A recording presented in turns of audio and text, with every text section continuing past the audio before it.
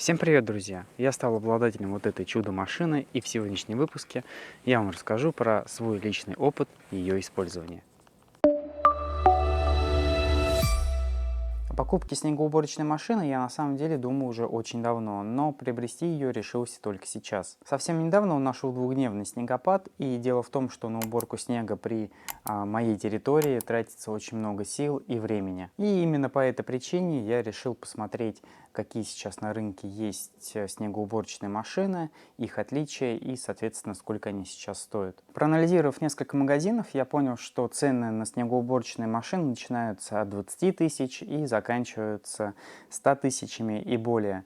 Но так как я уже усвоил, что скупой платит дважды, поэтому я не стал рассматривать самые дешевые, ну и, соответственно, самые дорогие мне тоже, в принципе, ни к чему. И я остановился на среднем сегменте. Оказывается, снегоуборочные машины тоже бывают электрические, как газонокосилки, к ним подсоединяется розетка, или на аккумуляторе. Но как-то, я не знаю, по мне опасно брать подобную технику, потому что, ну, вроде как зима, снег мокрый, не замкнет ли это, поэтому я остановился на бензиновом варианте. Когда я определился уже с точным выбором, я обратил внимание на ее вес, и данная машина, которую я заказал, весит 71 килограмм. Я понял, что одному ее будет сложно погрузить в машину и привезти ее сюда, поэтому я заказал доставку, правда, прождал я ее до 12 часов ночи, потому что в этот день как раз шел сильный снегопад и были на дорогах ужасные пробки. И когда ее привезли, я понял, что как же хорошо, что я все-таки заказал доставку, потому что коробка со снегоуборочной машиной вообще неподъемная.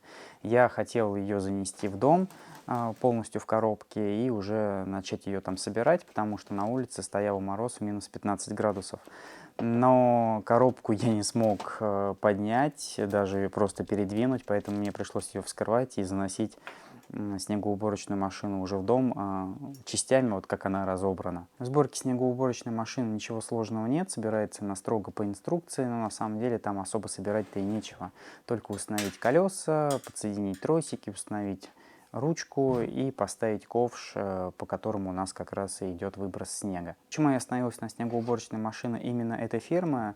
Ответ прост. Дело в том, что у меня уже есть бензопила и две газонокосилки, одна самоходная, другая в виде триммера, именно этой фирмы. И никаких проблем к их работе и пользованию у меня нет. Все работает хорошо, и сборка данной техники качественная. Но в бочке меда не без ложки дегтя, и есть один незначительный, ну, по крайней мере для меня, нюанс. Это свечи зажигания. Не знаю, с чем это связано, может быть, у них поставщик плохой, но со снегоуборочной машиной я понял, что здесь везет 50 на 50.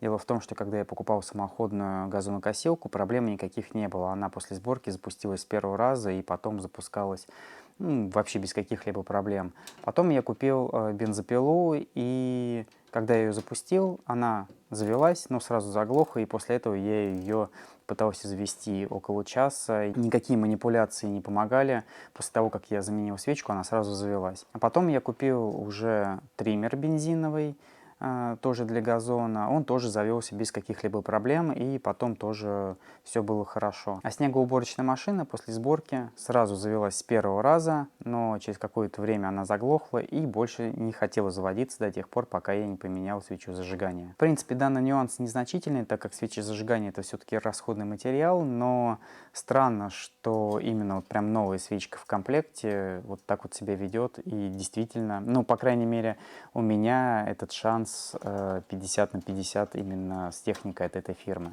Может быть, мне так не везет, может быть, у меня руки кривые, я этого не отрицаю, но поменяв свечку, проблема сразу пропадает.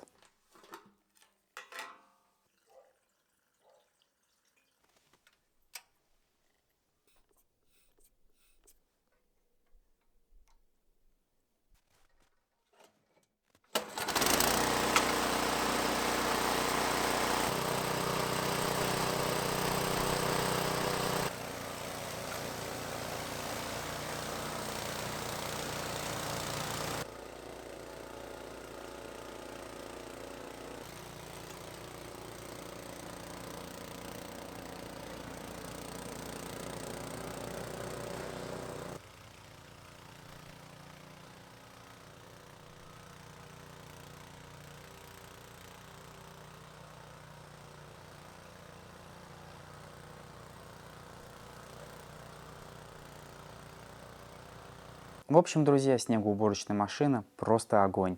Напомню, что она на бензине, она у нас самоходная, у нее есть 5 скоростей вперед и 2 скорости назад. И, соответственно, если у нас есть огромный сугроб, то мы просто включаем первую передачу, наша снегоуборочная машина едет медленно, и шнеки успевают перемалывать снег и выбрасывать его. А если у нас просто выпал снег, там слоем несколько сантиметров, то мы это все можем быстро расчистить на 4-й или 5-й передаче. Снегоуборочная машина для меня оказалась очень полезной, так как она экономит силы и, самое главное, время. Особенно при площади моего участка. Для тех, кто не в курсе, у меня 22 сотки, но на данный момент, конечно, я использую не всю территорию, а только площадку перед домом, за границами участка, тропинку перед воротами и еще несколько тропинок на участке до сарая и до уличной уборной. А когда я буду осваивать другие уголки своего участка, куда не ступала нога человека последние 20-25 лет, то снегоуборочная машина зимой мне точно будет незаменима. В общем, если у вас большой участок, то определенно стоит задуматься о покупке снегоуборочной машины.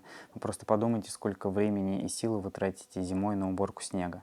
Да, если, конечно, у вас там 2 или 3 сотки, то нет смысла покупать снегоуборочную машину и тратить порядка 40-50 тысяч. Ну а с другой стороны, вы же покупаете ее не на год, не на два, а, наверное, на всю оставшуюся жизнь. Да и здоровье стоит намного дороже. А на этом я с вами прощаюсь. Подписывайтесь на канал, если, конечно, захотите. С вами был Вадим, проект 22 сотки. Всем до новых встреч.